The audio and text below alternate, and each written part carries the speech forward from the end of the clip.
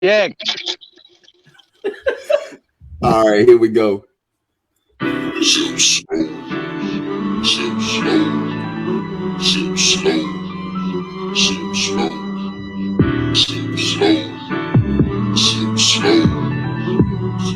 Frank Lee, homie. I'm only sipping it slow.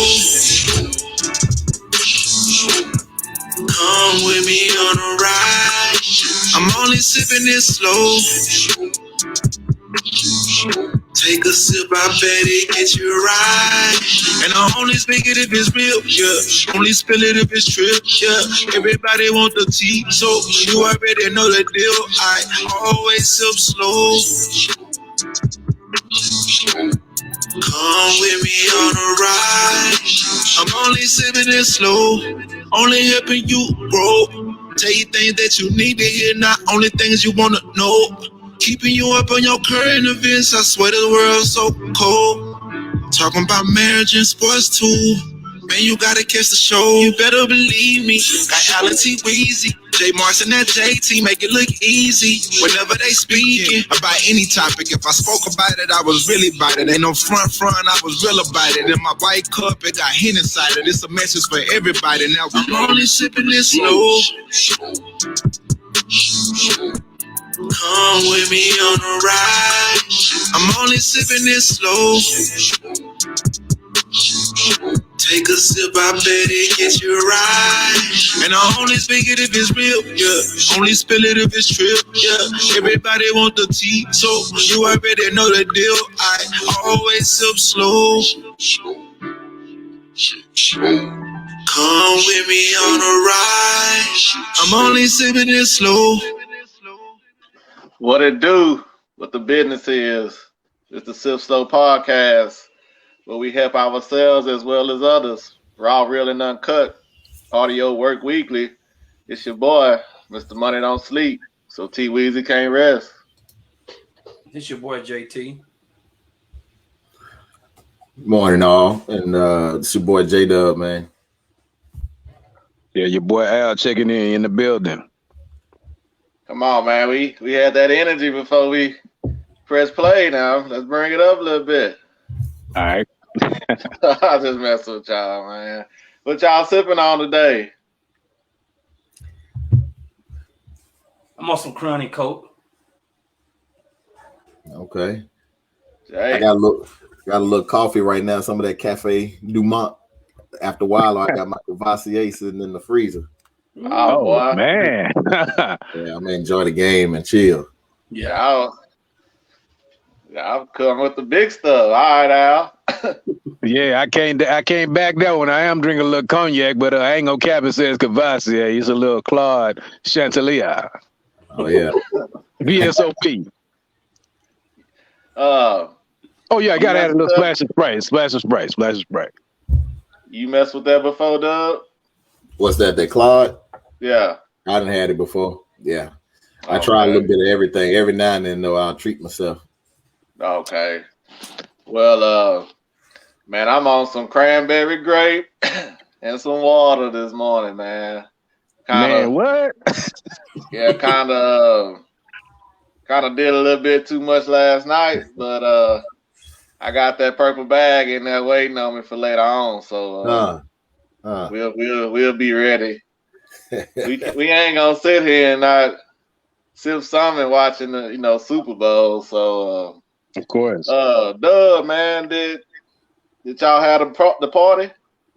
Yeah, man, I had a little get together yesterday for a little man. Man, it was pretty cool because we had only invited like 5 people in the first place, just so it would be, everybody wouldn't feel uncomfortable. We had it out at the little park, the neighborhood park. So other kids was out there playing. Man, it worked out fine. He had fun.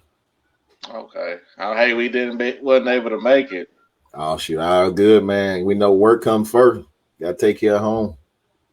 Well, like I told y'all, my daughter had that fever, and so I didn't go to work for 2 days, keeping her, and then we took her. Like I said, Friday I took her to get that COVID test, so she came back negative. So that's good. Came out, she had an ear infection. So I started to tell you that I saw a hole in her ears when you was holding her when we was talking Friday. Yeah. That's a sign usually.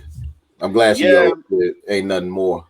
She done had it before, but with all this COVID going on, everybody assumed COVID off top, so you know how that go. Yeah, my oldest son, he used to have them all the time also, so they look like twins, so maybe they got the same stuff going on with them. I don't know, but glad she doing better, and glad it wasn't no COVID.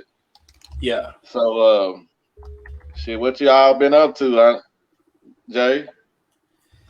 Man, just chilling, man. Just chilling.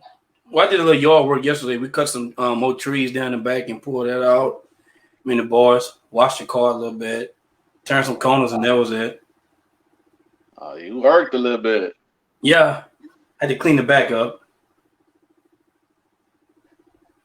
Al, I don't think you a yard man. No, Al paid somebody to work for him, man. Yeah. He don't get out there. Yeah, nah, I don't think Al even get out there and wash the whip. You know what I mean? Nah. Let me go and let y'all quit talking about me like I ain't sitting in there. But I ain't the kind of guy to get out there and do the yard work, man. I call my homie Carlos, and he gonna come through and chop it up. So we good. Okay. Shit, we didn't do a whole lot, man. The wife and I went out last night. I can't call nobody. The wife and I went out last night, man. Had an evening, ate some papados, man, and hit a couple of stoves up and just had some time together. Came on in. Yeah, that's a good deal when your kids old enough to watch themselves, So, yeah, yesterday we didn't do much of nothing, man. Just relaxed and took my boy to get some more a backup pair of glasses. My wife been worried about it in case he broke the ones he had, so we went and did that and grabbed something to eat, man, and came on back in. So, have y'all, on Facebook, man, they doing a challenge every day. Is kid, my child challenge, my grandson challenge, granddaughter challenge. What y'all think about all these challenges?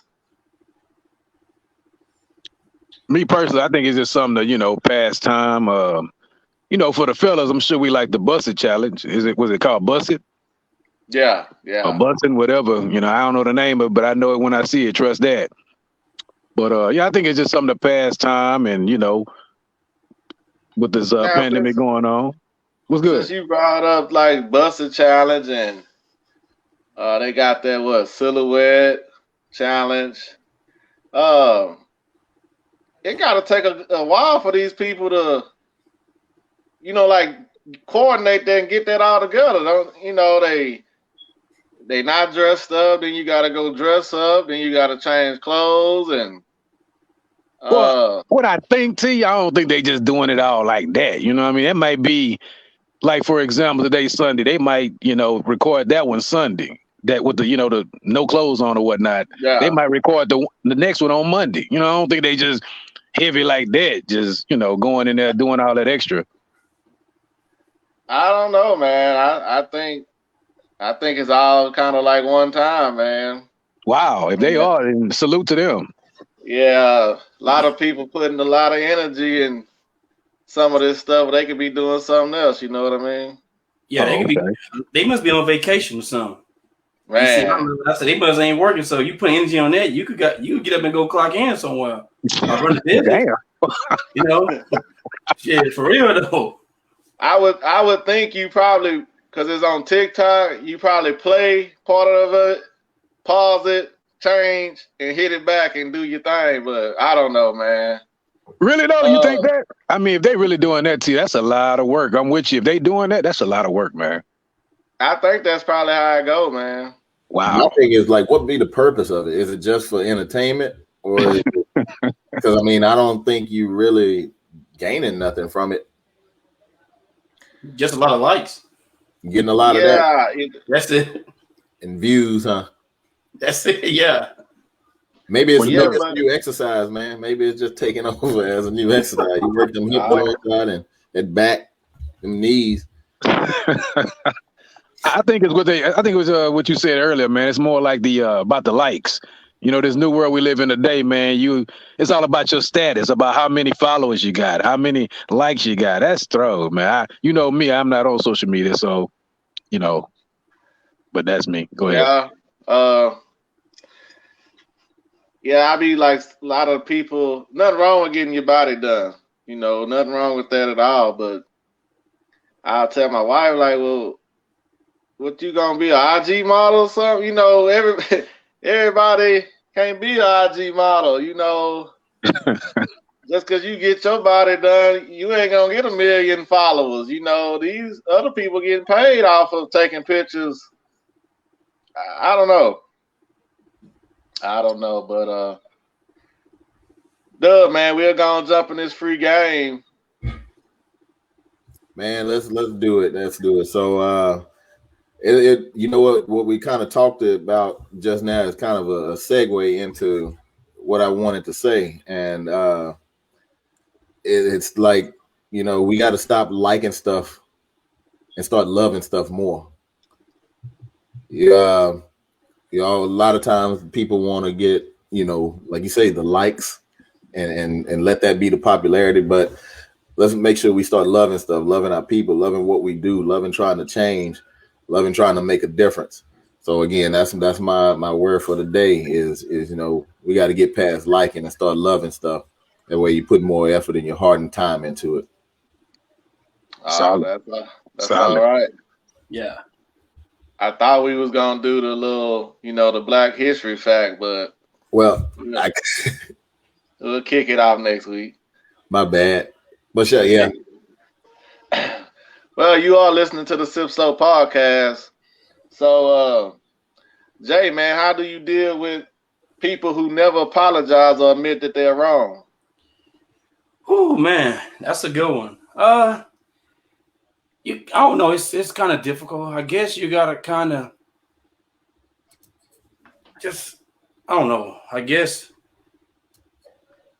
you gotta get a different feel for them, man. Because I done dealt with some people, man. They make it difficult when they don't want to apologize and they wait 2 or 3 months down the road. So it's kind of like you don't know what to say to them, talk to them about stuff, and it's like they never wrong. You know, I deal with some, you know. I deal with this lady one time. I'm gonna be honest. I deal with my wife sometime, and it takes a while to admit when she wrong, man. She'll go goddamn 2 weeks before she's apologized, man. That makes it hard because I get to a point sometime I don't even want to deal with you, to be honest. You know, kind of like I don't even want to talk about it when it's down the road, but you know, 2 weeks. When she get it'll take a while, but I hit her with that old school me. I hit her with that God bless your soul, man. Then she come and want to talk. Then she want to say, you know, my bad and all this. I'll pray for you. That's what I hit her with. So go ahead, Al. Jay kind of piggybacking off that. Hey, I understand that wholeheartedly, man. At least she do apologize in 2 weeks. You see what I'm saying? Now I've met people. I don't want to throw nobody under the bus like Jay just threw his wife under there, but we're going to move on from that. Oh, man. I would just miss it, though. I don't drive good anyway. Damn. Okay. But they just seem to always got to be right, you know, and after a while, that gets irritating because 9 times out of 10, the people that's like that, they definitely want an apology when you do something wrong. Oh yeah. Most definitely. Yeah. That's the crazy thing. It's like if you're going to be like, well, I ain't got to apologize then when somebody else mess up. Maybe you should be cool with it, right? But it just don't work that way. They want you to apologize for things that they done. Yeah. You know what I'm saying? Go ahead, T. Or I will try to twist the situation around to make it as if you was in the wrong. Yes, sir. Yeah. You know, but a lot of times, you know, if you're dealing with somebody like that, it might make you want to rub it in whenever they are wrong. Come on now. I know I do. I know I do. I mean, that might be childish, but it is what it is when we playing them type of games, you know. And then sometimes, man, if you know how a person is, you just gotta let it be and know when to, you know, pick your battles and when not to, because you know it probably ain't gonna get nowhere, you know. Yeah, I was actually gonna say that as well. You got to kind of know when to pick and choose the battles. I mean, if somebody never wants to apologize or don't wholeheartedly mean it when they do it, you know, I kind of just look past it. I'm like, if I know I'm right, I'm just right. I ain't finna sit up here and give all that energy to keep worrying about you trying to tell me this, tell me that. But you know, on the flip side of it, when you know you wrong, that person know they wrong, and I know I'm right. I'm gonna stick my finger in that wound as much as I can. And then you like it or you don't. I don't. At that point, I don't care. You don't seem like that type of person, Doug. Not at all. No, you just have to use your words. That's all. Use your words, and I have no problem turning that side, man, as needed. But it also lets me know, man, some people just ain't real. You know, if you can't admit that you're wrong about something, then you faking. You know, that's a part of it. Everybody ain't gonna be right all the time. Right. Just have to deal with it, whether it's to your boys, to your spouse, your significant other, whatever you want to call it, your kids, anything, your job. I mean, if you're wrong, you're just wrong. And a lot of times we can tend to be too stubborn to not apologize, when if we could just do it and get it out of the way, mean it, but also look at, like, am I really wrong? Just at least think about what you said, think about what you did before you sit up here and keep trying to just ignore it. That's kind of how where I come from with it. Well, Dub, man, I gotta commend you on that. If What's you know that? they're wrong, just, you know, when you say you know they're wrong, you just kind of just let them just talk and you keep it moving, huh? Keep it moving. Control what you can, and stuff you can't control, you let it go. See, that's my problem, man. It's like me, I feel like every argument must come to an end. So that's my issue. It's like, you know you're wrong. I know you're wrong. Hell, the whole world know you're wrong. But you gonna sit up here and keep carrying on as if you're right. So go ahead, Give Jay. me an example on what you on an argument that you won't close it to, or you just feel like all of them. Well, some of them I'm probably being a little petty. I admit that, because some things, like Dub say, you can move on, but I just one of them people, when I start something, I like to finish it. That's just everything I do in life, job, everything. I don't like to leave things open, because, as Jay say, 2 weeks later, it comes back. I don't like to talk about something 2 weeks down the line that I can go and complete right now. So maybe if I had that, you know, mindset like Dub, where I could just say, I'm gonna let her talk, I know she wrong, or I'm gonna let him talk, I know he wrong, then I can keep it moving. But I kind of struggle with that, because I want to, man, let's complete this. I don't want to talk about this no more. Well, here's too a part of why I say what I do, because half the time in my experiences, half the time the person who admitting that they wrong doesn't wholeheartedly mean it. If you wrong, it's almost like the forgiveness thing. Like, if you gonna forgive, why keep bringing shit up? You know, week, month, 2, no, you really ain't forgave. You know, you can know it's not, you're not gonna forget, but when you bring it up with intent, that's the problem. That's why I don't really care to be worrying about, okay, you ain't apologize. It just lets me know a whole lot about you, and I just keep that in the back of my mind, and then I deal with you how I choose from there. That's good advice, man. But see, you saying, go ahead and go with your thought, man. No, it's just, I don't know. I would assume most of the time the people we talking about having that don't want to apologize probably is our spouses, probably.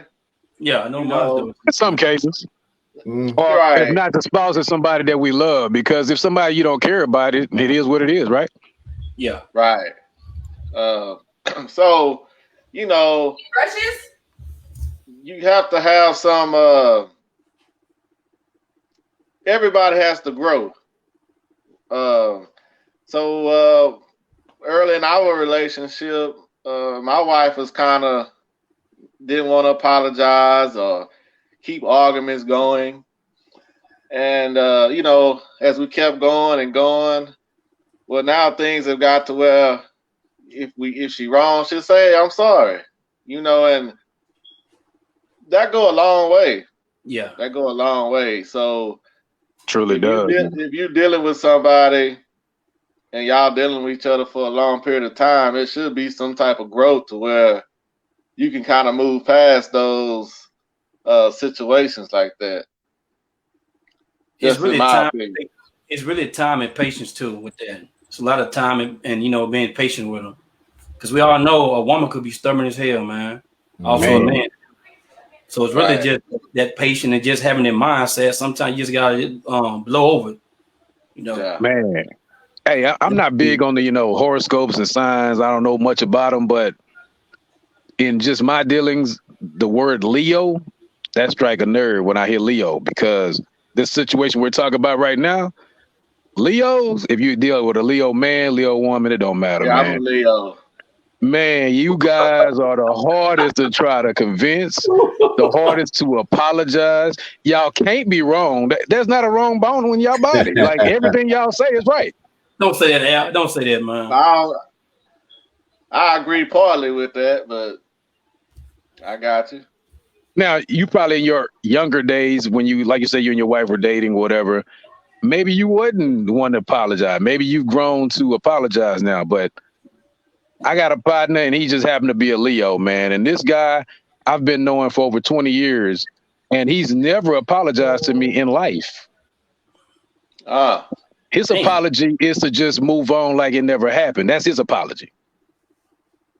So instead of him say, hey, my bad, I was wrong for blah, blah, blah, or, I said it was this, but it was actually that. He just act like it never happened, and y'all start back talking. That means, okay, I know he was wrong, because other than that, he keep his distance. But when he come back, or, hey, let's go do this, let's go do that, I say, okay, that's his way of saying I'm wrong. And I guess he's a Leo, huh? Die hard, capital L. I think what Mo was saying about the time and patience, though, too. I mean, at a point in time, even so, with my marriage, I mean, we've grown through both of us, not apologizing, not want to apologize, not want to admit wrong. But as time went on, we became able to really kind of look at, like, okay, let's weigh it all first before, even just blaming or even trying to get to that situation. So we wouldn't have to do that. But, it's always good and want to feel good to have an apology. But mine had never been so much with my wife. It's been just with people who I've dealt with in the past and growing up that, if you can't apologize again, that's why I'm able to kind of look past some of those things. Hey, I'm going to say this and let y'all keep it moving, man. This dude is so real about it. He told me this. I said, man, let me just ask you a serious question, man. Man to man, we've been knowing each other for years. Do you ever feel like there's a possibility that you could be wrong? This dude told me I can't be wrong. He say, when I'm right, I'm right. And when I'm wrong, I'm right. I would never admit to being wrong. He said, I don't understand being wrong. Now, when you say that, and I'm talking about looking me eye to eye, didn't crack a smile. Ain't no help for that young man. No. I feel sorry for his wife, man. I can't breathe. Yeah, his wife ought to be catching hell, boy. Man, but T, tell me a little bit about yourself before we move on, about, since you happen to be a Leo and you say you agree with some of it, but others you don't. So you are apologetic, you're not. I'm trying to see what you're talking about. Yeah, if I'm wrong, I can admit I'm wrong.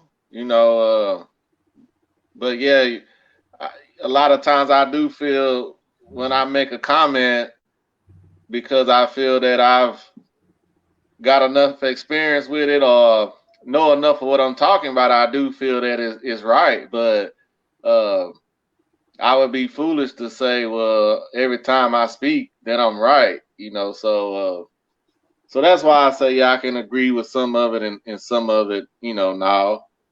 But that guy you just gave an example of, he's a bad representation of us Leos, man. That's wild right there. I happen to agree with you because my wife happened to be a Leo. Now, she in the earlier stages, she was not as bad as him, but she was on that level. But she has grown as you have, T. And so we know there is help for some people. But this guy, he said, it ain't changing. It is what it is. Damn. Well, you are listening to the Sip So podcast. Al, if you're the boss, would you hire your family that need a job but unqualified, or someone you didn't know that was qualified? Wow. That's a tough one, you know what I mean? Because you want to take care of your family members, your people, but then again, you want to get the job done. So this might not be. Y'all might disagree with me, but what I would do, as crazy it may sound, I'm going to hire that unqualified, unknown person. I'm going to tell you why. I can love my family to death, man, but there's a reason why you don't miss business with pleasure. You know, a lot of times people feel like, oh, I'm going to bring my homie in. I'm going to bring my cousin in, my dad in, my uncle in, whatever. Well, that's all cool because now you got your family member there. Y'all both get money. Y'all doing your thing. But you become a little lax. You become a little cool with it. And believe it or not, you start showing favoritism. So now you're actually disrupting the workplace. You know, and a lot of times they feel like, well, hey, T, that's my boy. I've been knowing this boy for 20 years. He brought me in. I'm going to do what I want to do. So they're going to start slacking. So now you got other people getting upset because T letting Al do what the hell he want to do. Well, that's going to cause a problem for T. So in a roundabout way, because I want to hear everybody's side before we go into it real deep, I'm going to choose that qualified person. For one, we have no relationship, so it's strictly professional. They're qualified, and I know they're going to get the job done. We can move forward. Whereas my family member, it's just what it is. They probably don't know A from bullfrog, as the old folks say. But because you ever heard that one? Nah. A from bullfrog. Live a little longer, you might hear it. Say that again. They don't know A from bullfrog. All right. But you bring your family member or your best friend or one of your people in, and they feel entitled. And so that's not going to end well. We'll talk about it a little further, but I'm going to hear y'all thoughts. What you got, Jay? J-Dub. Man, I've actually had this question has been an actual personal experience before. And so what I have learned, initially you want to look out for family as much as possible. And you try to look at all of the aspects of it, look at their situation, who they are, what you see them doing. If they have work ethic, they may not be qualified, but if they show any work ethic, then yes, I would hire a family member that's, unqualified. But I've hired them people before and they've gone out on, jobs that I've, gotten the opportunity for, and the representation was nothing to the standards of what I'd look at and what I would like take into you getting this, you doing this job, going out and representing the company, representing who you are, and as a family, our family. That's the part there that I've learned to move past.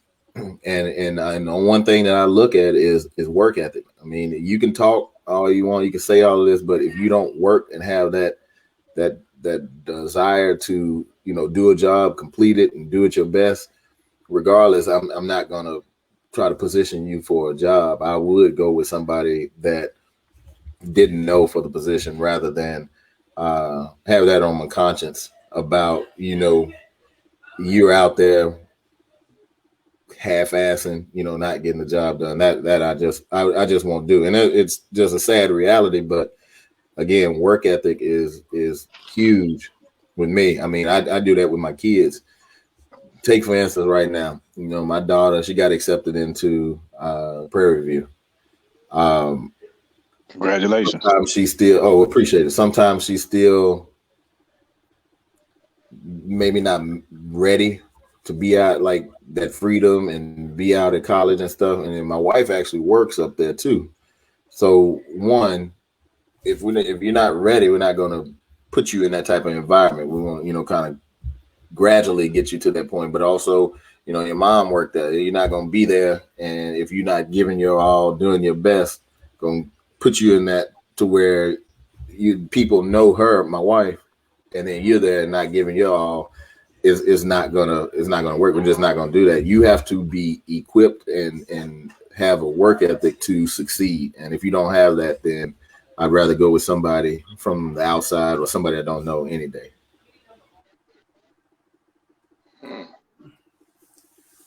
Nice. Me, on the other hand, I will hire somebody in the family, but before I hire them, we'll sit down and have a conversation. It's business. We get started as business, so I'm gonna expect you to do this, do that, and go from there. Give them a chance. And see what all you can do, because you can always learn stuff at a job in certain fields of what you do.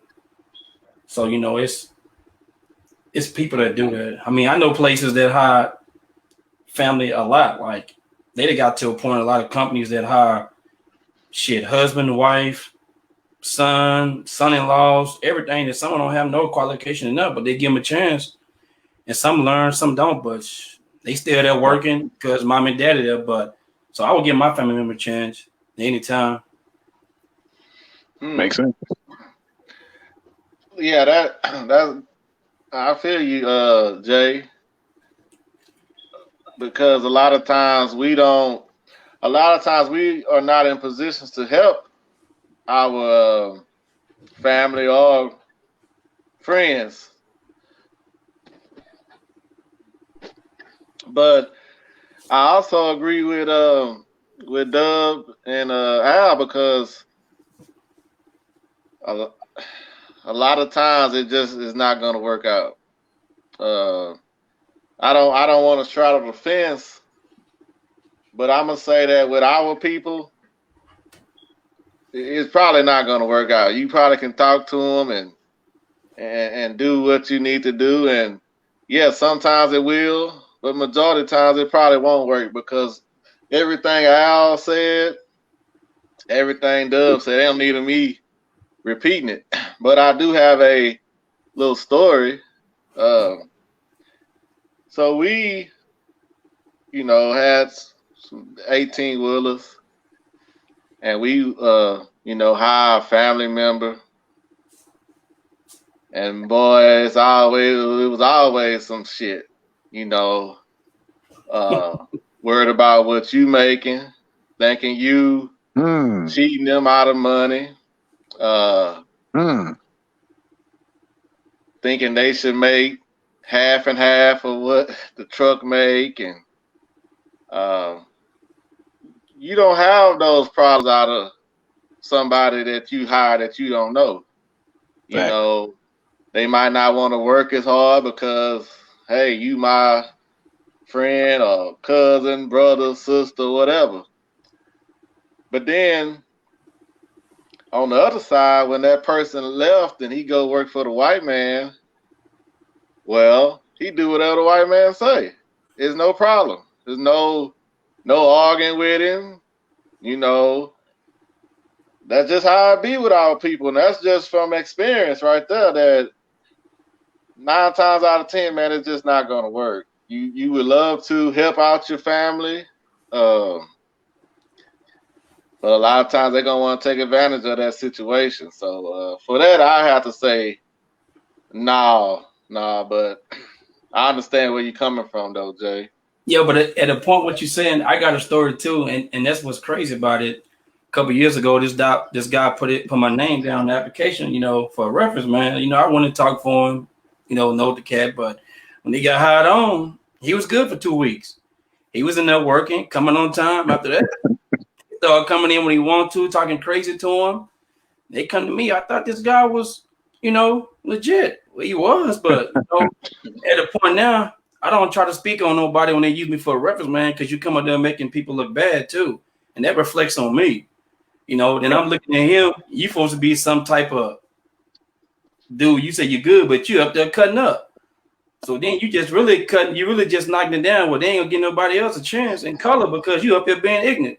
You ain't raising hell and shit. You want to make 18 shit. You only been there for 6 months. It ain't for to happen. And you worry about what other people doing. So yeah, it is a hard situation with that. It's just some you gotta say yes and some no. That is. And JT, you just said a mouthful right there. It's all about representation. Okay, when you bring someone in, they represent you. Believe it or not. Yeah. Anything they do, because you brought them in, people are looking at you. So if you got good standing in your job, good standing in your career, whatever, and you bring someone in like that, and they do as your story just went, Jay, they looking at you sideways now. You see what I'm saying? Yeah.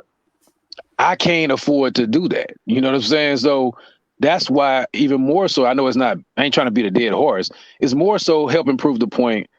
Just don't do it, man.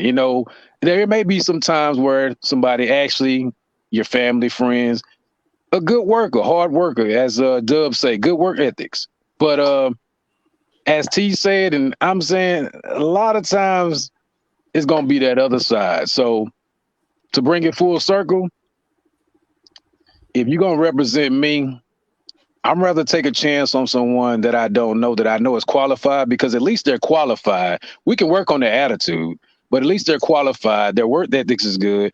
I think they're going to represent me well. But bringing my family member in, they're entitled. And as T said, if you was working for the quote unquote white man, you're going to do what they say. You know why?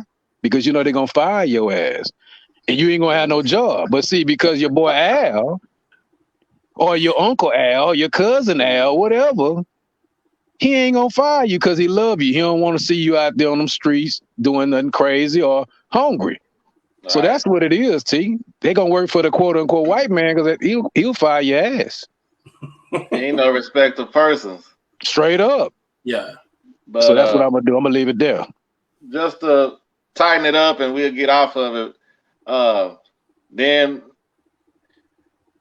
it's going to cause you and your family member to fall out. So, what's more important? You put them in that job or y'all keeping y'all relationship? So kind of maybe look at it from that point of view also, because you let them go, you all kind of hoe ass niggas and motherfuckers and everything. So how that never goes. Be the same. Never be the same. Then they're gonna call you better than. Yeah. Then they're gonna call other family members and talk bad about you too. So now you got a whole nother thing to deal with. But you are listening to the Sip Slow podcast. Al, man, it's back on you again, man. Will you honestly forgive your spouse or significant other if you caught them in the act of cheating? Wow. Man, you had to get me to start this one off. Okay. If I would forgive my significant other if I caught them you stress the word act, because that's the difference. It's one thing. Right. He told me that she blah, blah, blah. Okay. T might have felt some type of way about his wife. That's why he shoot mine down. So now, but if I catch her in the act, would I forgive her? Well, whew, that's rough. That's tough. But let's just be honest here, man. We keep it real here on Sip Slow Podcast, right? Yes, sir. I would keep it real I would forgive her only for the reason of, in a marriage, you're supposed to make it work. It would be tough, but due to the fact that I understand we all make mistakes, we all do. But the fact that I caught her myself, I think Dub mentioned it earlier, I would never forget it. Like, I can never forget it. I can't sit here and lie. I can never forget it because it's going to always play in my mind, especially if I get upset with her. Let me ask you something. Okay, go ahead. So you mentioned the marriage part. So that does that mean that you feel like, okay, once I'm married, we not getting a divorce? It would have to be something like crazy for me to get a divorce, T. When I made that commitment to marry T, I did that standing on forever. You know what I mean? So now hold up let me talk. I'm not saying I'm no damn fool to just let my wife just sleep around with everybody. I'm just steady taking a bag. No. We're not talking about that. There is a breaking point. There is some point where you have to realize, okay, enough is enough. But to sit up here and say that I haven't made mistakes in my life before I got married, I'd be lying to y'all. But I think marriage is a step above that. It's a little bit more of a commitment. It gets into religion. I know we don't want to get into all that because everybody ain't got the same religion. But as for me as a Christian man, get into it. Get in your bag. Okay, well, I don't want to, step on no toes. But as a Christian man, when I stood before that pastor and my wife and said I want to marry her and give her my, speak my vows, that wasn't just talk, man. That was something that been in me for a long time because the ones that know me, man, I would say I'd never be married, bro. Like, I love women too much. I can't be with one woman. I was one of them guys. But we're gonna stay on subject. I'm just saying that. Stone, huh? Yeah, I'm gonna stay on subject. I don't want to go too far left, but to kind of just give you like a little background about the type of guy I was. So for me to give up that life and say, look, I'm gonna be committed to this one woman. I'm gonna do right by her. I'm gonna cherish her, love her till death do us part. T, when I said that, I meant that. Right. Like real talk, I meant that. So it would take a lot for me to leave her. Now, I wouldn't say I wouldn't forget, but it would be tough. But I think, matter of fact, I know it's crazy I'm saying this. I would forgive her. And I would forgive her not just for her, because on the religion level, I have to forgive her for me. If I don't forgive her, then God won't forgive me. That gets, like I said, that gets into religion. So we're gonna leave that alone. So I'm actually forgiving her more so for me, for my sake. But as I said, I stand on what I said till death do us part. So it's gonna have to be something really crazy, and that should be enough. But I think, hey, it may have happened 10,000 times. I caught you this one time, so in my mind, it's that one time. We better get it right. But best believe you better be walking on eggshells from this point on because we're not going through it again. I'm gonna leave it right there. So, Al, what's crazy then? What would be crazy? Damn, Jay, I was hoping nobody put it that way because that is crazy, ain't it? Yeah. I guess as crazy as it may sound, you got me there, Jay, because her cheating on me and me catching her in the act, that's crazy as hell, right? Yeah. I mean, let's just call it what it is. That's crazy as hell. The only way it gets any crazier is if you caught her twice. So okay. That's what I meant by crazy. I was trying not to go there, but hey, that's a damn good question. It's crazy enough that I caught you because I'm more pissed at you because if you're going to do it, at least don't get caught by me. Yeah. Get caught by my boy J-Dub. Let J-Dub call me and tell me, yo, da-da-da-da. Get caught by T-Weezy or, JT. But when I catch you, I'm with you, JT. That's crazy as hell. But because of the reasons I just said, we're going to call it crazy, but it has to be double crazy, if that makes sense. Okay.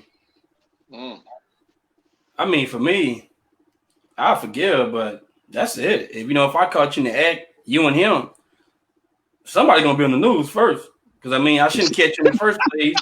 You should be smart enough to do it while I don't catch you. So if you here or there and I walk in, so, that's the way it is. So I can forgive you, but that's it. We separate ways. Ain't no going because if you do it once, you'll do it again. Just like they say, if you lie, you'll steal.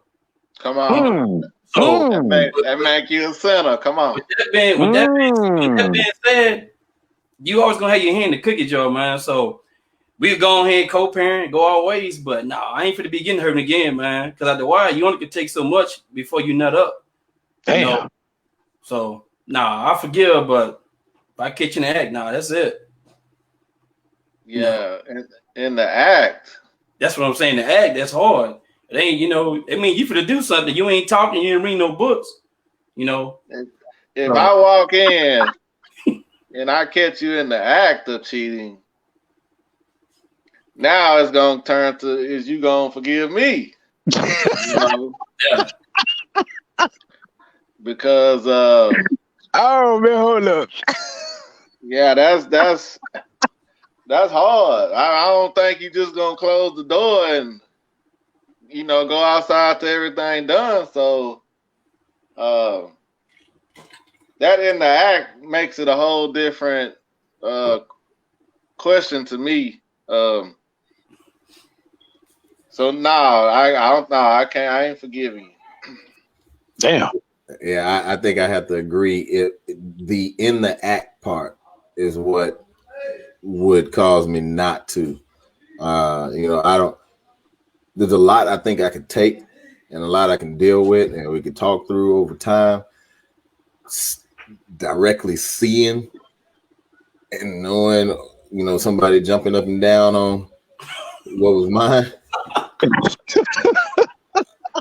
without my permission and my knowledge, that's the straw right there. Again, the other stuff, the hearsay or I know this, that can be worked out, that can be talked through. I can forgive that with time.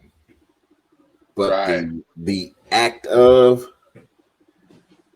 man, I honestly, I hate that question even jumped up, because I would be afraid to know what I would do if I seen that. It probably both gonna be out. Y'all gonna be 6 feet at that point in time. Wow. Yeah. That's like the ultimate disrespect. Yeah. The ultimate there. If I see. Oh, if I don't see hit me no more. I'm going upside everybody. Don't hit me no more. Y'all throw, man. So I'm the one that posed that question, everybody. I'm the one that kind of posed it. No, it's all right. Ain't there nothing wrong with the question. Damn, man. I'm sorry I did y'all like that, man. You're a hell of a guy, Al, to just, because you got to think on the flip side, she took vows also. Right. And, man, that's totally disrespectful. I guess, but not to cut you off, just to throw this in before you finish, I guess it's more so, I know that I was so adamant about not being married and not being with one woman and just living my life to the fullest and being with different women and living life, to where when I realized that, hey, man, there's more to life than just being, let's just call it what it is. Promiscuous, but at the same time, young, because a lot of time it's just your young mind, you know what I'm saying? And you really want that marriage, you want that wife, you want that child, you want that family, but you can't say it around your homies that's just like you because you look weak, right? So when I start being around more guys that's been married or more guys that's older than me that can tell me, hey, we all been there, bro. It's nothing wrong with what you're doing. You're single. You're not doing anything wrong. But there comes a time in your life where behind every good man, there's a good woman, and you need that stability. You need that family. So I think I took it so serious to where I know what I could and could be doing. So if I'm going to go on the other side of that fence, so to speak, I'm going all the way. I ain't finna straddle it. I'm going all the way. So it's going to take a whole lot, as Jay mentioned. Hell, that's crazy enough, but it's going to take a double crazy for me to leave. But it'll be her loss. So you wouldn't try to get back? Man, I done did so much in my past, T. I would feel like it's almost coming back on me. It's almost like a karma thing. Not so much that I was married or in a relationship and cheating, but I had so many women that were doing so many things that maybe this is a way of showing you, maybe you should have been loyal to one of them women. So I just take it and say, whatever I did in my past, I'm going to bite that, I'm going to eat that. But only one time. That's all I can do. Okay. I know that sounds crazy as hell. Trust me, because when I'm saying it, I'm looking at myself like, dude, you tripping. But when I like you say, she made vows too. I'm not responsible for what she say though, T. I'm only responsible for what I say. Right. Yeah. You bring up a point that does kind of make you think, like in your past, have you dogged them out, and have you just been, I don't even want to say the word inconsiderate, Womanizer. That, yeah, and trying to get your numbers up, whatever you want to call it. Because I don't even know it's just so much the fact, like, if it happens to you in your, in the future, yeah, is it just more you being disrespectful to yourself? And it's like, what, did you really need to go through all of this and through all this? So let you. What you mean by that? Disrespectful to yourself, like dealing with a lot of women? Yeah, I mean, as masculine as it may sound, and don't get me wrong, I think we all thank God for developing, making woman. Man, the fact that right, are you really truly loving yourself, or are you putting all of this ahead of you and trying to keep up with, as a male, we taught to be trying to like hunt and gather. We want as much as we can, but you neglect yourself, like, really understanding who you are, what would even work for you, what would fit for you. So hopefully when you do get to that love and, that marriage, it's true. It's like, okay, I know who I want to do. I'm able to work through things that some people may not, because I understand who I am. You understand who they are sometimes. That's kind of why I said, Jason was talking about, Al was talking about, the karma thing, and with the amount of women he has come across, and it's yes, it could be disrespecting the women, but you also you tarnishing your temple. You don't. Right. Well, let me speak on that, Dub. It would be more so, I guess, tarnishing my temple, as you say, because I wasn't disrespectful to the women. I didn't lie to them. I treated every woman I dealt with like a queen, which is why I had so many. Now, I didn't lie to them and say, you're the only one. I tell them, look, I'm not trying to settle down. I'm just living my life. I'm a young man just having fun. If you want to have fun, let's have fun. If not, don't. There's some women that's like, oh, no, I'm not about that. And they kept it moving. I kept it moving. But the ones that was with it, we turn up, we do, whatever. So I'm not saying I was disrespecting them, dogging them out. But what I am saying, maybe a few of those women that wanted to settle down with me deserved that man to be that, her significant other, her boyfriend that's just with her, monogamous. They probably deserved that. And because I wasn't on that and took them through what I took them through, but again, they still agreed to it, maybe it's coming back on me. I don't know. But it's never because of disrespect. So did you ever have two at one time? Man. Two, okay, be more specific in what you're meaning. Like dating two girls? Yeah, that you had two girls. You ever had two with you or something and talk to them like that or what? Two is understatement, man.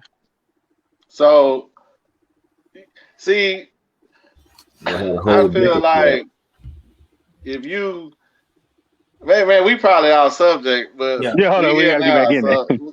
We here now, so I'm gonna just, since you brought that up, like maybe karma.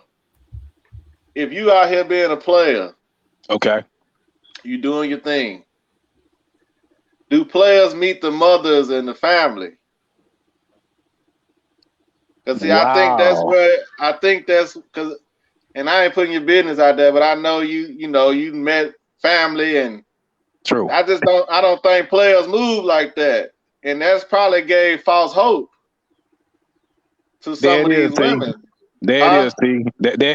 No, you talking facts. That before we move on, you're right. That's probably what it was, because although I felt like I was a quote unquote player, because I could tell this woman that, hey, I'm dating this woman over here, and this other one may call, and this, that, and the other, and we're just friends, and you can't trip.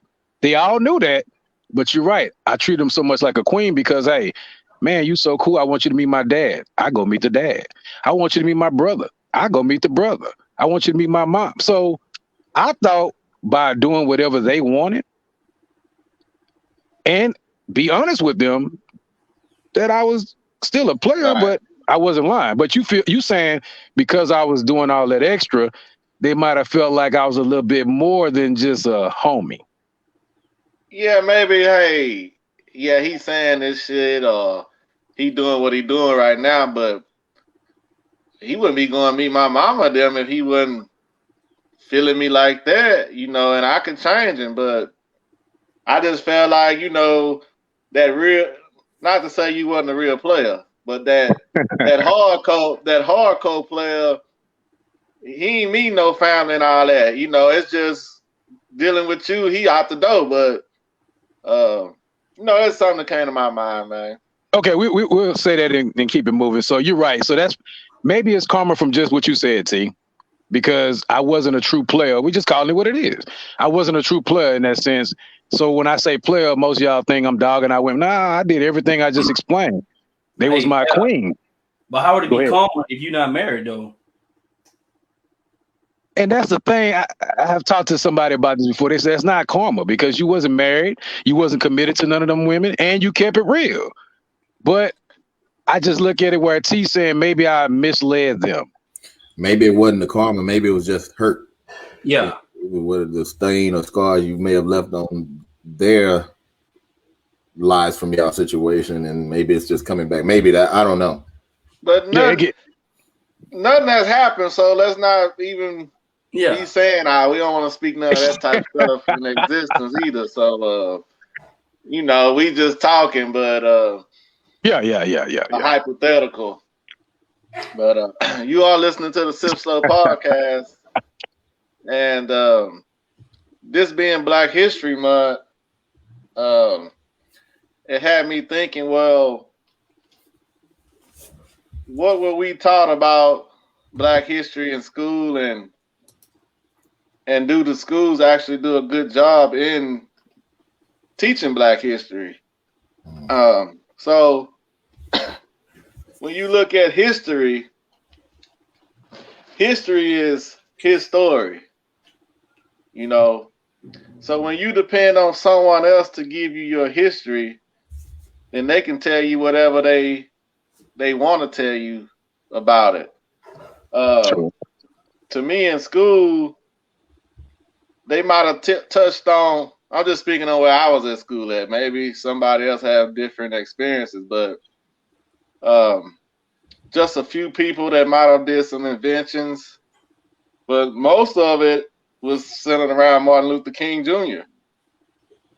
And I feel that they pumped him up a lot because he was more passive and, wanted integration. So, like I said, our history is more than just being slaves and coming over here on slave boats. And we had history before that. And we had history before probably anybody else. So, but again, when you letting somebody else teach you your history, then you just get his story. I just want to see what else y'all got on that. Well, they really go ahead. They don't really teach you a lot in school. The only people you hear about, like you said, is Martin Luther King, Rosa Parks, and Jackie Robinson. That's what you hear about in school. I forgot about Rosa Parks. Other than that, they don't tell you nothing else. They don't go deep into it. It's maybe for a couple of days and that's it. So they don't do a good job at it. No. Hey, before you jump in there, Dub, let me just go in there real quick. It ain't too much I got to say on this particular topic because it's going to become redundant. We all know, and I think we all agree, they don't teach you enough on it. And I'm sure they have their reasons for it. We may not agree with it. But, yeah, so as for me, I agree with, both of the, T Weezy and JT. They don't teach you enough. Actually, I've learned more about my Black history outside of school. Talking to older individuals, coworkers, friends, what have you.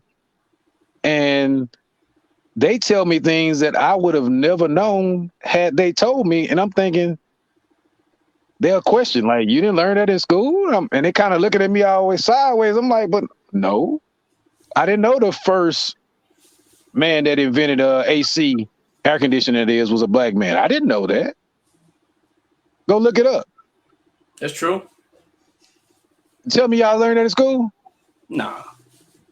Okay, well, I ain't finna go through my list because we can be all day. But we as black individuals, we're very smart individuals, very creative, but we're not made to look that way. So I think, as T said a little earlier, not to go too far into it, it's about what they want you to believe. It's about what they want you to know. So if I want a certain group of people to look a certain way, be it good or bad, I tell you what I want you to know. If I want them to be good, I tell y'all the good. If I want them to be bad, I tell y'all the bad. So I don't think they teach us enough. I agree. I think they should teach us more, but will it change? I doubt it. And I'm gonna leave it at that. I mean, it's just interesting. You know, Thomas and our dad taught history for a long time. He taught U.S. history, and I didn't even have him as a teacher, but he always seemed to, from what I heard from other people, he would every now and then sprinkle a little bit of, more Black history in throughout his teaching, which some kids appreciated. Not all, but some did appreciate. But my thought on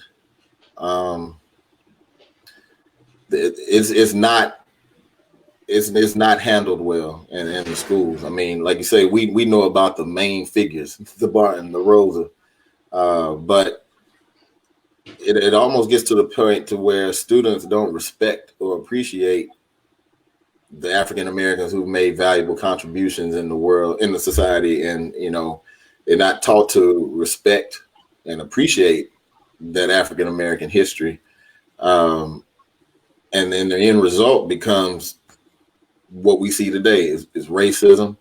It's injustice. We still fighting to be equal. But if you look at all the contributions that were made by many, and again, even Black history only touches on a few in a short period of time, but the amount of people who have made impacts, it needs to be touched on. It needs to be touched on about Black Wall Street, the Rosewood, all these thriving areas, the Oklahoma and Florida with Rosewood, of how people were doing well. Our people, we were succeeding on our own. We were, growing our own food crops, and it was more, had our own economics in a sense, and it's never enlightened, and it's not even so much the fact of just only whites not understanding it. Some of us as Blacks don't understand it. There was a lot of things that I didn't know about Black history until I became an adult, and in a sense that's sad. And so I think the fact that it's not taught as much are the reasons why things have led to be the way they are with us right now. The racism, like I said, that's the biggest thing. The negative stories and different stereotypes we have of Black people because of, some of the shows we see and stuff on television. We're not in that light. That's not everybody. We have true American heroes, and it's just hadn't been touched on. I mean, we got to have a cultural appreciation. It needs to be heard a lot more than just the month of February. And if it's going to be done in the month of February, it needs to be expanded on a whole lot better than what it's doing. Without a doubt. Hey, this not no gym or nothing, but have you guys ever wondered why, some months have 31 days, others have 30, but Black History Month happened to be only 28 days? Have you ever thought about that? Yeah, they just give us the smallest amount possible. Mm-hmm. I mean, I don't know the background. I'm sure they got something on it, but it's just kind of awkward that the shortest month of the 12 months in the year, we happen to have that as quote unquote Black History Month. And even in that Black History Month, a lot of radio stations, TV channels, they don't celebrate it. So it's really like not Black History Month. They might touch on it every now and then just so, we quote unquote feel better about ourselves. But it ain't nothing that's big and extravagant. It's kind of like, oh yeah, Black History Month.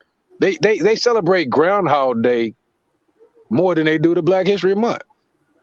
Well, let's say let's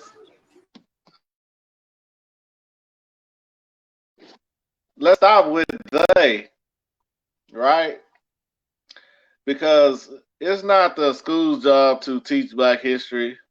It should start at home. So Okay. yeah, because we can't worry about what they gonna do. We have to do for ourselves. Like all of y'all mentioned, man. I only learned more. I learned a whole lot more out of school. About actual Black history, and like Dub said, without us knowing our heritage and the great things that we have accomplished, it just keeps us in a. I think a lot of us don't feel good about ourselves. I mean, sometimes we don't even know who we are. Other companies, other races have their own, my wife talks about it all the time. Other races have their own, understand they have a heritage. They have things that they are proud of and support. Right. It seemed like so much stuff was kept from us, and we have not done a better job of doing the research of our own and learning that we're just kind of out there on the island alone. And then, they'll throw this month out there to hopefully satisfy. That's it. It's just something to pacify us. Just like normally what always happens. It's just something given to pacify us. When you mention other races, other races have, well, I'm Czechoslovakian, I'm Poland. They might be white, but they could say, well, nah, we this, we that. Distinguished. The Spanish people, you have Puerto Rican, you have Latino. I'm Argentina. It is why we put that little accent on the end of that. Is it we or is it you? I think Black people do that, man. We like that's gonna communicate better. But anyway, no, that's crazy. You're right. We just African American. Well, no, I might be from Ethiopia. I might be from Nigerian blood. But we don't know. We don't search, and all our history has been wiped away, so to speak. But you can find out about yourself if you really want to. Just a lot of us just don't want to. We just keep with the status quo. Hey T, let me jump on that real quick about like you said, Hispanics got the Dominican, Puerto Rican, Cuban. You go on and on. The whites got Polish, Irish, Dutch. You go on and on. A lot of us as Black Americans, I'm not talking about Africans, see, and that's why this next thing I'm about to say gonna make sense. You have some Black Americans that was born and raised in America that get a little upset if you happen to refer to them as Black African or say the word African, because what they put on TV, when you hear the word African, you see the little skinny kids with flies flying around them. They're hungry. There's no food. So when you think African, you think that's just how Africa is. But to never have visited the whole continent with all the different countries, Africa is rich. Now, I ain't saying every part of Africa. Of course, we know that. So when you say about how people distinguish themselves, from Cuban to Puerto Rican to Dominican to Colombian, Well, they have their own little steps too, because they'll say the Mexican is the lowest of the Hispanic group. They're the ones that's frowned upon. Where you talk about the Spaniards that's more light complected, that look more like Caucasians. Right. They're the higher of the group. So we do the same thing. We're bamboozled, as y'all mentioned earlier. We go by what we see on the news. We go by what we taught in schools. We go by what we taught. When you think black, you think crime. When you think black, there's something wrong. There's some negativity. There's always a negative stigmatism attached to being a black man. Maybe not a white black woman, but a black man is a negative stigmatism attached to that. So when you have people like me, when I hear African, it doesn't make me cringe, because I've seen different parts of Africa where it looks a lot better than places we have here, like River Oaks, Sugarland, right? But they won't show you that on TV. No. So I say all that to say, we do the same thing, but we got some of us, quote unquote, black Americans that make it worse, because the minute you mention Africa, I ain't no African. I ain't come from Africa. I was born here. Well, yeah, that may be true. But believe it or not, your ancestors came from Africa. So learn to embrace it. Read about it, learn about it before you get all up in arms because somebody calls you a quote unquote African. I'm sure you heard of those people. You mention African, they all up in arms. So do you think, oh man, let me see how I come with this. Do y'all trust the ancestry.com or those type of, DNA websites? Do I trust it? I really don't know too much about it. My wife had actually done it, and she was telling me she trusted, but me, I guess the short answer, no, I don't. I mean, I don't really understand how they're able to connect all those dots like that. Exactly. That's my personal opinion. I don't know how they're able to do it. I mean, that's just like you telling me, oh, there's a difference between organic food and regular food. How? I mean, you still utilizing the same crop. It's not organic unless you put the seed in the ground, water, right, and let it grow. And it's gonna look different than what we see in the stores. So that's why I don't know how they're able to do it. Because everybody didn't come over here from Africa that's black. Okay. Now that's the narrative that they want to paint. But like I mentioned, we was everywhere before anybody. The black man and woman was everywhere before anybody on this earth. So that's another game that they run on us. So that's why I brought up about the ancestry deal, because I'm sure anytime a black person do an ancestry deal, most likely it's gonna point back to Africa. Yes, sir. When just think about it, you can't bring 6 million Africans over here on the wooden ships. That just wasn't gonna work like that. You know how many trips they had to make back and forth to do that? I don't think that was possible. They didn't have the technology that we have today. So we don't want to get down that rabbit hole, but yeah, I feel like we should take time and learn our history and teach it to our kids ourselves, because we all agree that you're not gonna get that in the school system. So let me give y'all a quick little story. It is Black History. I was listening to Dr. Claude Anderson. I don't know if any of y'all are familiar with him. And he was on the Breakfast Club. This wasn't the last time, I guess a few months back. And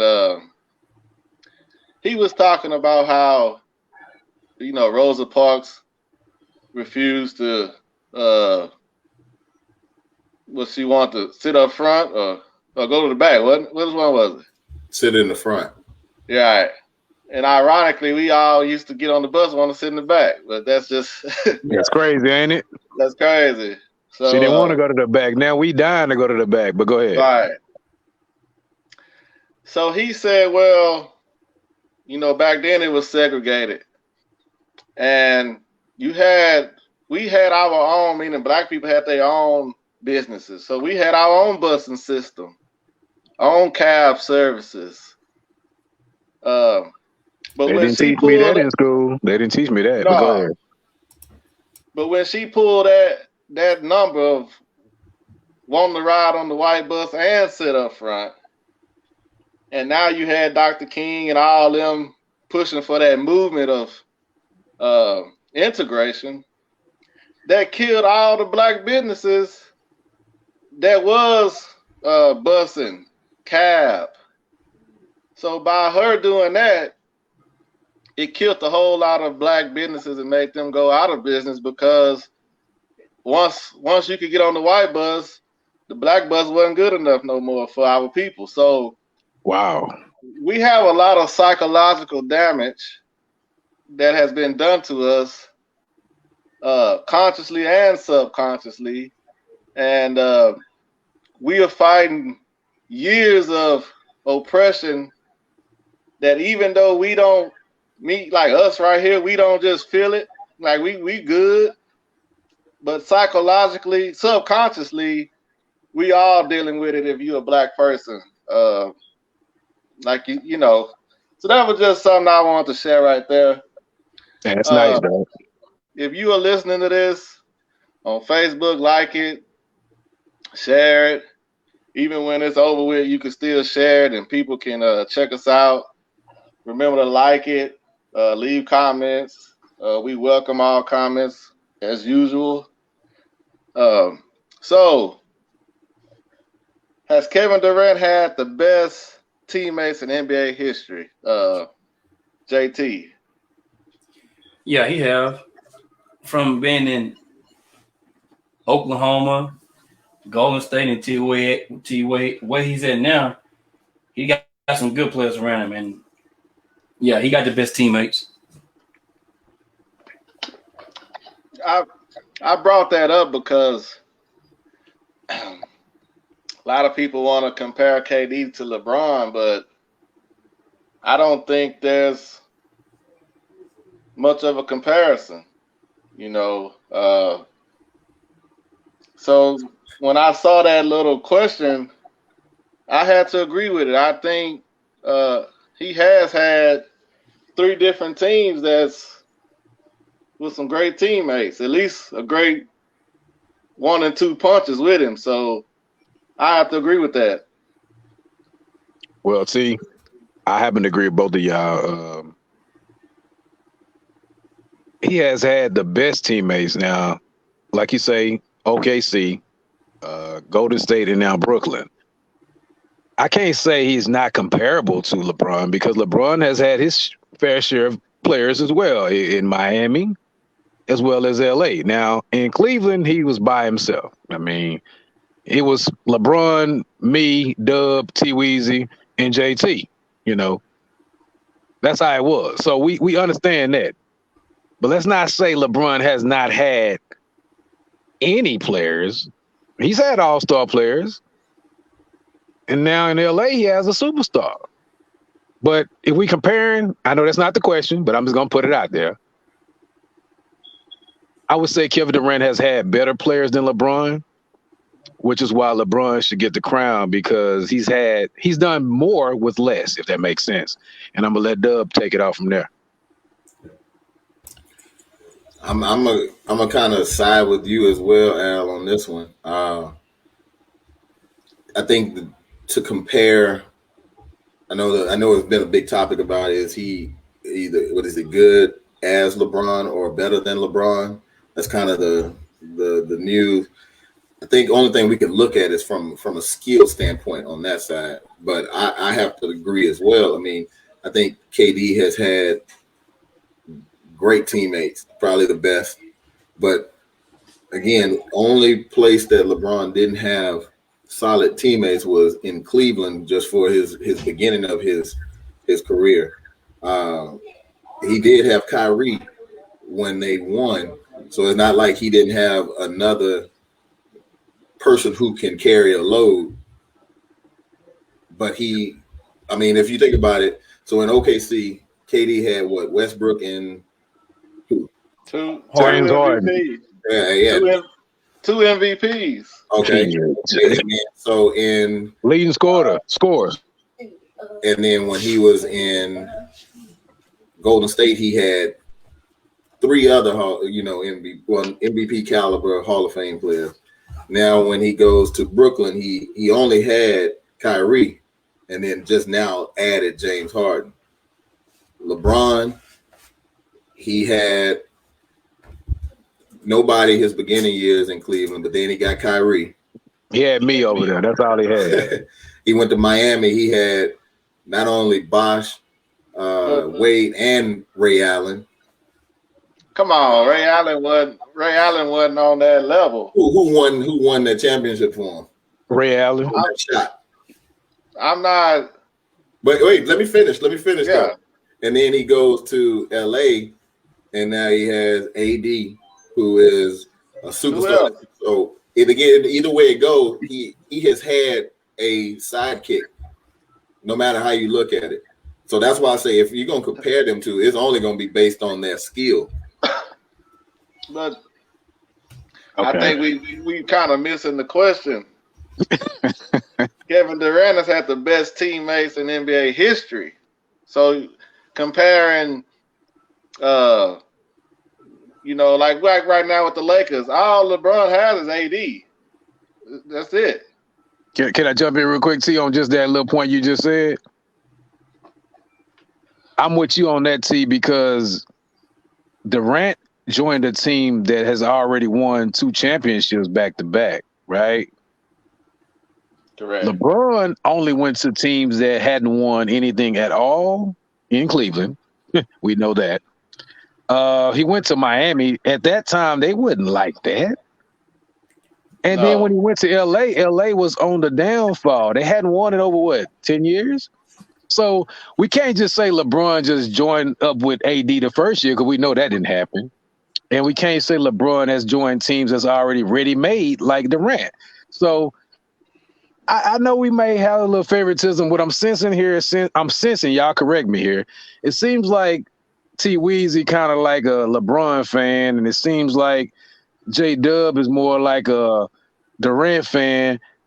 I like them both. I'm a Kobe fan, but calling a square, a spade a spade, I think LeBron has done more with less. And I say that because he was with teams that was unproven, and he was able to take teams that was unproven to the championship, and not just go to the championship, not talking about Cleveland, of course, but win it. Whereas Durant, they already won 2 before he was even known. Now, he did go there, and he was MVP. I give him that.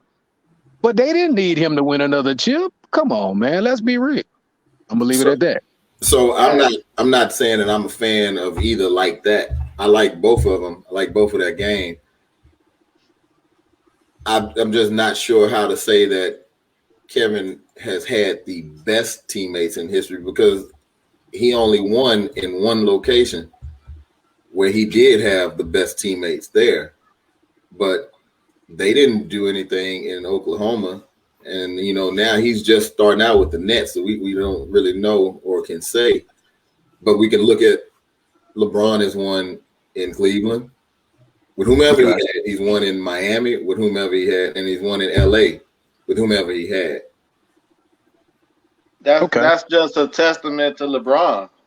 So that's why I said now if you're going to be the comparison, it's compared on teammates wise. They had nothing to do with it because if you didn't win, you just had good teammates.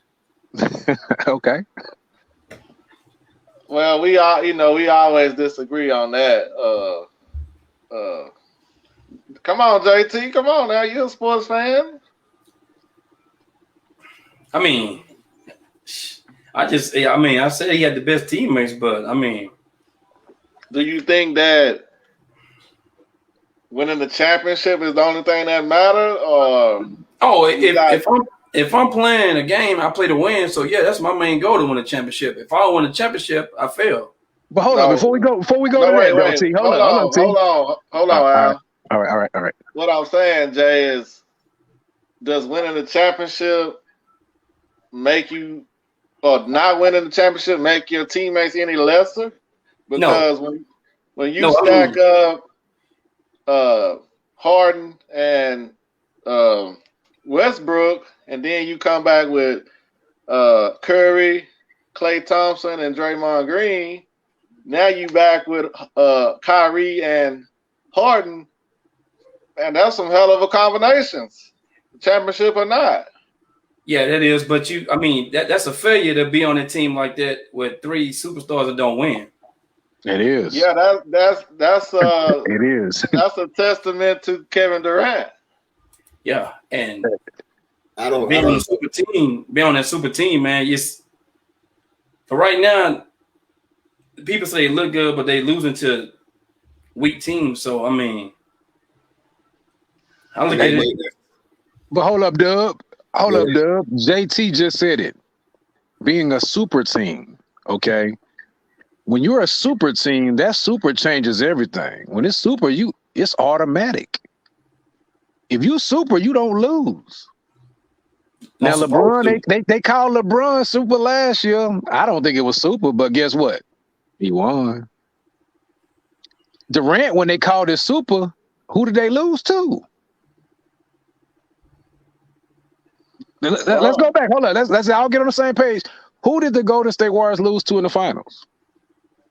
Cleveland. Cavs. Who happened to be on that team? And the Raptors. Him and Kyrie. Yeah, Kevin Love. Kevin Love is a half. I give him 2.5. But, okay, we ain't going to get too deep into this. Let's just say it this way. Let's compare players. Okay, LeBron has had, as you say, Kevin Love. He's had Kyrie Irving. He's had Anthony Davis. Is that it? Would you agree? Oh, Dwayne Wade and Chris Bosh. I'm so sorry, Dwayne Wade. Okay, let's go to Durant for a minute. Well, he has Kyrie, so that's what LeBron had too. He has Harden, the number 1 scorer, the leading scorer in the league, the MVP. He's had Russell Westbrook, the number 1 scorer. Well, not number 1 scorer, MVP. He's had the best shooter ever to touch the basketball in that's kind of hard to see what's out of them two. That's how crazy it is. It's out of Steph Curry or Klay Thompson. The best shooter ever, I would probably give it to Klay Thompson. Best pure shooter. Now, Curry is probably the best shooter, just jacking up from anywhere. But anyway, that's neither here nor there. Either one you pick, he had Klay Thompson, he had Stephen Curry, he had Kyrie Irving. Who else he had? I just went through them, Al. No disrespect. So with all that said, that's still less or better than what LeBron had, in your opinion, J-Dub? So scratch Kyrie out, because they both had Kyrie. Scratch him out. Okay, so I'm gonna come at this angle. All right, I'm listening. Whether y'all agree or not, I'm gonna come at this angle. When KD was in Oklahoma, had either Harden or Westbrook really made a name on the league like how they did after he was gone or after they left? I would say Westbrook was a good player, but no. And then when, let's just say, when LeBron they did go to the finals. They went to the finals and they couldn't do it. Right. Now let's look at when LeBron went to Miami. That first year, they were supposed to, that was the super team, second super team besides Boston. They were supposed to, do well. He went where he had true people who you knew would be Hall of Famers, legitimate all-stars, potential MVP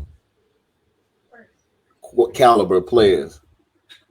It wasn't until Durant actually went to Golden State where he truly played with legit probably the best team that was actually out there. The best team put together, right? They had already won with 2 without him, so they were legitimately the best team. So you're right. Kevin Durant has played with the best players. I think only with Golden State. Okay. I wouldn't say he's played with the best players overall, but with Golden State, I would say he played with the best players. Now, but that was an all-time great team before he joined. So that elevated even more. That's why I say he's played with the best. I think that's the only place he's played with the best. And I look at the complete game again. Westbrook was still trying to understand himself. I think he could score. You could see his ability and talent there. Harden, he just kind of came off the bench, did what he did. Now you go to where you already got a well-oiled machine. You're just, a new element that they added to it. But then you go over here to Brooklyn where he's at now. Now you got a whole different Kyrie than what you had when Kyrie was in Cleveland. I mean, I don't even know what's wrong with him. I just hate to see people make that much money be acting crazy the way they do. But you got him, and then you got Harden. Great point. Again, they don't have the complete game. They'll score. That's the only thing they about is scoring. No defense. They lack defense. So I don't even respect that Brooklyn team from a standpoint of they're a complete team because they only play one side of the ball. Yes, sir. Now, I will say LeBron has played, again, you can't count Cleveland. He didn't have the best. So between probably LA and Miami is where he's had the best of teammates and the best of situations where he's been the most successful. That's fair. Well, I think we didn't hit that one. You are listening to the SipSo podcast. So what do y'all think about Stephen Curry? Do you think you would think an MVP player can at least carry their team to the playoffs? Do you think he would do that? You mean right now, the way they are? Correct. Because if you back-to-back unanimous MVP, that's you on a different level now. So that's why when you get to comparing LeBron to a lot of the cats that's on his level, he just surpasses them because LeBron is going to pretty much take anybody to the playoffs. At least the playoffs. Can I jump on that real quick, T? Yeah. It's real simple, man. We ain't got to get all detail and go look up no stats and get in the books. It starts with defense, man. If you have no defense, I don't care how good you are offensively. If you have no defense, you're not taking them to the playoffs. So you mentioned LeBron. Everybody don't understand how good LeBron's defense really is. His defense is underrated. I think he's one of the greatest defensive players in the game today. You might laugh and say, oh, he tripping. Go look at his stats. So you mentioned your boy. Huh? Oh, go ahead. My bad. No, you mentioned Curry. When have you ever known Curry to be a defensive player? No, I haven't. Well, that's the difference because, yeah, he can throw up 50 today. He might throw up 30 the next day. So he's the most exciting player offensively. He looks good. He got good highlight reel. But when does he ever lock down? LeBron is the guy. He can do the same thing that I just mentioned about Curry. But he can say, you know what? I'm not going to score tonight. I'm going to shut down your best player tonight. Hey, but Al, they play in the league where there's no defense. If you go back from the when Jordan played, they hand check, they play defense. Nobody don't play defense now on any team that I watch. Nobody play defense. You can't even hand check or do nothing. So you don't have no great defense player that's playing right now in the league because it's the person's fault. So will Curry take the Warriors to the playoffs? That's the question. This year? Right. What I think he could get them in there. I think they'll get by the 7th spot. I'm gonna say no because of what I just mentioned about defense. Until they find someone that can play defense, he will not get there. That's all I'm gonna say. All right, Doug. It'll be a tall order if they do get there. I'm not saying that they can't, because I don't know. I'm torn on now. I don't know if they'll make it. To me, you still have you have Curry, you have Wiggins, you have Draymond, and then you had the number 1 or 2 pick overall in Wiseman, and you're an MVP player. There's no reason why you shouldn't at least get to 8 seed. Look what Dame Lillard does with less in Portland. So I don't think they're gonna make it. I think it just boils down to the benches. You don't have no bench. I understand the defense thing, no, trust me, I do. But if you don't have no help coming off that bench, it really doesn't matter now. I think Portland has a stronger bench than Golden State, so I think it's a little bit easier for Dame, to put Dame ahead. But I think we've gotten soft on these players because, back in the 90s, you had superstars that they gonna will their team to win. When you out here getting paid $40 million a year, which other people get paid a lot too, and you on that level, you should at least get your team in the playoffs. So I'm just gonna monitor it, and see how it goes. But look at a guy like Luka Doncic, what Ivy said his last name. I think he's more of a Doncic. I think he's more has that dog in him to will his team to get to the playoffs before Curry. But that might be a wild statement. So last week we did pick Super Bowl picks. Anybody want to change it before the game? I'm gonna double down on the Chiefs winning. Chiefs. I'm with my boy. Right. I'm doubling down, and you got the score already. It's just going to be even better when it happens. So I'm doubling down. Chiefs, 34-30. Yeah, I'm still Chiefs. Y'all doing something today? Cooking? What? Yeah, I'm gonna throw some wings on the grill, man. I like chicken wing, grilled chicken wings. I'm gonna throw some out there, man. We have a little nacho dip and just chill, man. Okay.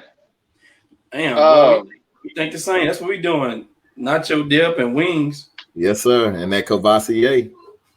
Well, damn, right. I'm going to shout out to my boy Ricky Rose. I'm going to the Wingstop. Got to get the lemon pepper. So we going to go to Wingstop. We're going to get us some wings. And, we own the – no. I'm not Cavassier. Let me take that back. I'm on the cognac, but it's going to be Claude Chantilly. Okay. Yeah, we're going to do some sliders and grab some a pizza. And we're gonna go at it like that with that purple bag. Man, what's in that purple bag, man? You keep saying that, man. Let the people know what that is, man. That's that Crown Royal. Okay, say that. So, but if you know, you know. You feel me? I know, but they don't. They don't. But man, I know y'all. We're gonna get up out of here, but I know Jay been a long time since you had that feeling, but. That Super Bowl Sunday when your team in the championship, man, it's a different feeling. Let's go. Why you gonna do that, feeling, man? Like that's wrong, man. It's a different feeling. Hey, I ain't had it since 15, but it's a different feeling, man. Boy, that's so raw, there, man. That's disrespectful on the cool. Nah, you tripping, Al. I don't get paid, man. I watch it like everybody else. That's it, man. So I think it'll be a good game. I'm hoping it'll be a good game, but again, I just think KC is loaded, man. Yeah. KC, what they starting center out, or left tackle out. But that's Pat Mahomes, man. That's Patrick. Patrick Mahomes. I'ma still ride with them, but yeah, I think it's gonna be a good game. So if nothing else, they're gonna throw him back there in shotgun. That's all. We'll just buy a little time. Before so we you all go, listen remember I said, hold on, before you go, Yeah. again, Tyrann Mathieu, remember I said it. That's going to be the man that turned the game. LSU finest, speak up, Tyrann Mathieu. Let's get it. I heard that. Etoile. All right, you listening to the Sip So podcast, man. Doug, man, what you learned today? Man, I learned that, we have to do a better job of appreciating who we are as Black people amongst what's happening in this world. And, no matter if we get recognition or not, we still have to be proud Black people and help lead in this culture and who we are as a human race, so that we're recognized and known as we're strong Black contributors to this world. Salute. Man, I learned that Jay will tell his wife, "God bless your soul," when they in an argument. Go ahead, JT, since you're going to tell her bless her soul anyway. Go ahead. Man, I just learned, man, we got to do better as parents and role models to teach our kids and whoever about this Black history, man, not depend on schools to teach our kids something that we should be doing as parents, on an everyday basis. Man, boy, that's kind of hard to follow, man, but mine is not as, man, I like that one, dog. Man. What I've learned is that I seem to be the only married man on this panel that will forgive my wife even though I caught her red-handed. Yeah. The only one, probably the only one in America. Is there one? You speaking your truth, man. It's all good. Yeah, and don't let nothing change it. Yeah. So once again, man, like, subscribe, share. You check this out on Facebook, YouTube. We on Instagram, we on Facebook, we on Twitter. If you want to email us, we haven't had an email question in a while, so y'all come and bring something, man. It's sipslowpodcast@gmail.com. We always want to get feedback, good or bad. Shout out to Doug for producing, man, and making everything look good. Man, Smooth P, man, you're gonna have to show some love to the show and give us some of that smoked food you be doing, man. This show be looking good. And that's what he had. He did a pecan pie on that thing on the smoker yesterday. So yeah, you're gonna have to holler at us, man. Let us see what you're working with. You said pecan pie on the smoker. What? Yeah, he cooked that thing on the smoker, man, and he be grilling all kind of stuff, man. Made his own that's bacon. Something new, man.